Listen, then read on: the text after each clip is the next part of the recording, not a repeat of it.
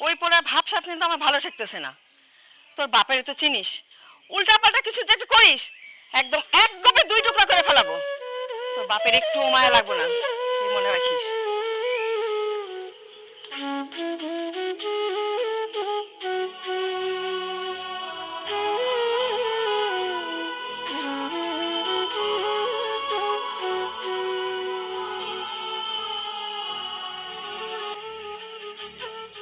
কি চান আপনি?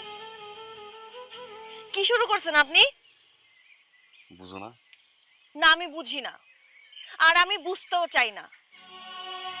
আপনি খবরদার আমার সামনে আর আসবেন না,